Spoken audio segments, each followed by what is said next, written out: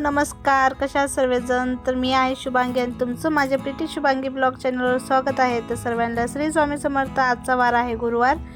तर चला आता मी करत आहे सर्वात पहिलं माझं ब्लॅक कॉफी पीत आहे. तर थर्मासमध्ये गरम पाणी होतंच आणि त्यात मी ब्लॅक म्हणजे कॉफी थोडी जास्त टाकली आज, तर थोडी नॉर्मल कडू लागत होती आज. आणि चला आता पाणी वगैरे पिऊन घेत आहे मी आता. आणि ही दररोजची माझी एक सवयच आहे, काही नसलं तरी पण मग आपण साधं पाणी प्यायचं. तर माझ्यापाशी बसून मयंक पण दूध बिस्किट वगैरे खात होता आणि इथं देत आहे मी आता आरोला ॲपल खायला. तर त्याला दूध वगैरे आता पहिला देत नसते, पहिला फळ वगैरे देत असती. त्यानंतर ना आता मी करत आहे आज बीटचा पराठा, कारण की खूप जणांना बघा बीट नुसतं खाऊ वाटत नाही आणि मला सुद्धा आवडत नाही, नुसतं खायला तुरट लागतं आणि छान लागत नाही बघा बीट खायला. तर एकदा तुम्ही माझ्या पद्धतीने मस्त असे पराठे बनवून खा आणि एकदा बनवसाल तर सारखं तुम्ही बनवसाल. इतके टेस्टी आणि इतके छान लागतात आणि घरात पोरांना सुद्धा इतके आवडताना प्रचंड. ते आरव तर सकाळी कधीच नाश्ता न करणारा आज नाश्ता वगैरे करूनच शाळेत गेलेला आणि आज वेळ पण झालेला त्याला शाळेत जायला, नाश्ता करत बसला त्यामुळं. तर चला मी तुम्हाला सांगते आता रेसिपी मी कशी काय करते. तर बीट वगैरे मस्त असं किसून घ्यायचं आपल्याला आणि त्यात अद्रक लसणाची पेस्ट टाकलेली मी आणि त्याचबरोबर बेसन टाकायचं थोडंसं आणि गव्हाचं पीठ टाकायचं. तर बेसन तुम्ही थोडंसं तुमच्या मनाने घ्या, जेवढं पाहिजे तेवढं. आणि त्यात आपलं गव्हाचं पीठ टाका एक दीड वाटी. आणि त्यानंतर टाकलं आपलं जिरं टाकलं मी थोडंसं आणि ओवा असेल तर ओवा पण टाका. माझ्याकडे सध्या नव्हतं त्यामुळे नाही टाकलं मी. आणि हळद, लाल चटणी पावडर आणि 1-2-3 मिरच्या टाकल्या मी बारीक बारीक, कारण की थोडं टेस्ट छान येते बघा.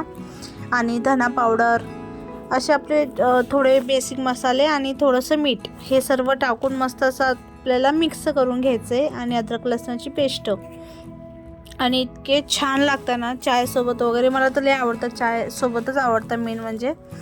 तर आता मी त्यात बघा गव्हाचं पीठ टाकून घेत होती, थोडंसं कमी वाढत होतं म्हणून.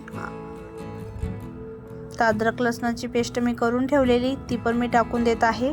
आणि मीठ चवीनुसार व्यवस्थित टाका, मगच छान लागतं, टेस्टी लागतं. आता व्यवस्थित असं मिक्स करून घ्यायचं आहे आपल्याला.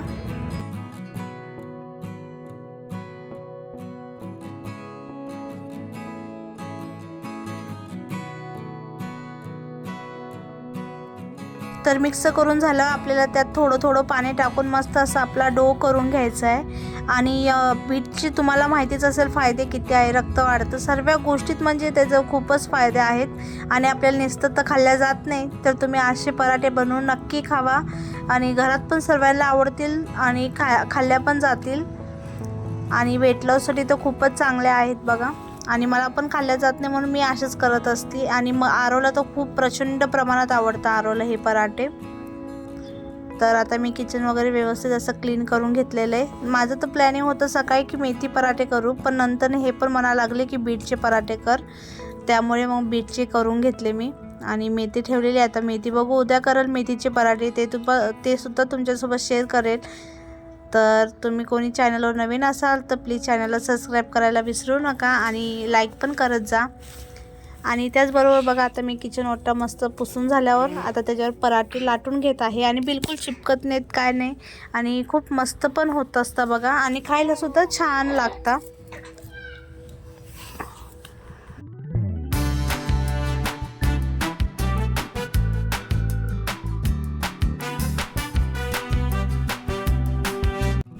तर सकाळचा टाईम काय माहिती इतका म्हणजे फास्ट जातो ना, काय सांगायलाच नको, खूप फास्ट जात असतो. आणि आज हेच करत करत म्हणजे इतका वेळ गेला माझा, खूपच वेळ निघून गेला. आणि आरोला पण आज 15 मिनटं लेट झाला होता स्कूलला जायला. तर बघू शकता मस्त असे फुगता पण थोडे थोडे. आणि तूप लावा तुम्ही, तेलच्या जागी तूप लावा. माझ्याकडे पण तूप नव्हतं सध्या, त्यामुळे मी तूप पण लावलेलं नाही. तूप लावलं ना तर खूपच टेस्टी लागतं. आणि त्यात आता मी तेल लावून घेतलेलं आहे. तर एवढ्या पिठामध्ये भरपूर म्हणजे 7-8 पराठे झाले होते बघा, मस्त असे एवढे साईजचे.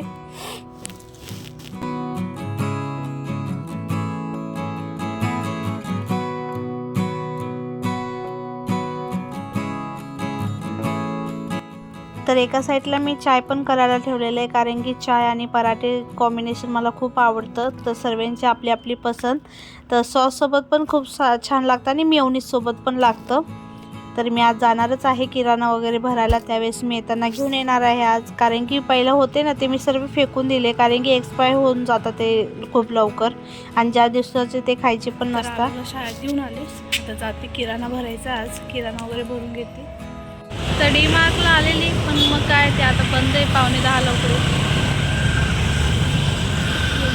डीमार्ट आहे, त्याला आता उघडल्यावर किराणा वगैरे भरून घेते. तर आरवच्या शाळेच्या पुढंच होतं डीमार्ट म्हणून, त्यावेळेस तिथं थोडा वेळ थांबली. 10 वाजता तिथं ओपन झालं, तिथून घेतलं. मग घरी आल्यावर बघा स्वयंपाक केला. बीटची चपाती होतीच, बीटचे पराठे मेथी, त्याबरोबर आखा मसूर केला. तर चला आता मी आज कपाट पूर्ण आवरून घेणार आहे. खूप कपडे झालेले इकडं तिकडं, खूपच म्हणजे हे झालेलं आहे बेकार. बघू शकता सर्व कपडे इकडून तिकडून झालेले, मयंकचे आमचे. तर चला मी आता आवरून घेते. तर बघू शकता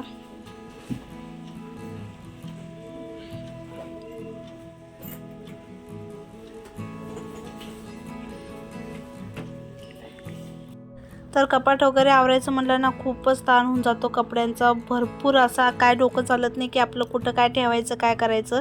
त्यामुळे मी पहिला काय केलं, एक एक कप्पे आपले निवडले आणि त्यानुसार केले. आणि एक एक कप्पे निवडून आपण केलो ना तर आपल्याला जास्त लोड पण येत नाही आणि जास्त पसारा होत नाही. तर सर्वात पहिला मी आरव मयंकचीच करून घेणारे कपडे, कारण की त्यांचे कसे छोटे मोठे कपडे असतात आणि त्याला भरपूर टाईम लागतो. त्यामुळे चला आता मी त्यांचे करून घेते पटकन असे कपडे. तर उभं राहून सारखं सारखं ठेवायचं लय अवघड जात होतं. त्यामुळे मग मी काय केलं, खाली बसले निवांत, त्यांचे कपडे वेगवेगळे काढून व्यवस्थित असे ठेवून दिले. आता बघा घडी घालून, आता फक्त उठायचं आणि व्यवस्थित असे ठेवून द्यायचे कपडे. तर ब्लॉगच्या एंडपर्यंत नक्की राहा, मी कसं आवरलं ते सुद्धा दाखवलेलं आहे.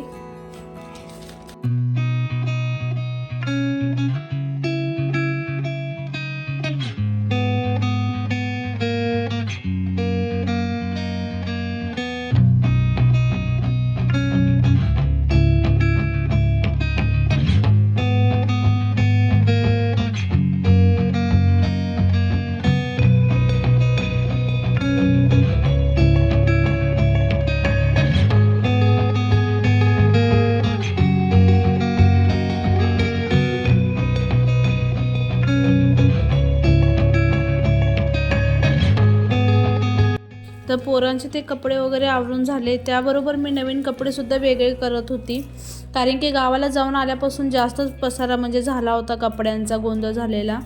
तर आता मी सर्वात पहिला आता ती बॅग ओपन करून ठेवली. तिथं माझ्या साड्या ठेवणार आहे, जे कधीतरी सणांच्या वेळेस घालायचे असतील ते, आणि जे आता मी डेली घालणार आहे ते मी एका साईडला ठेवणार आहे. ते तुम्हाला दाखवेलच पुढे.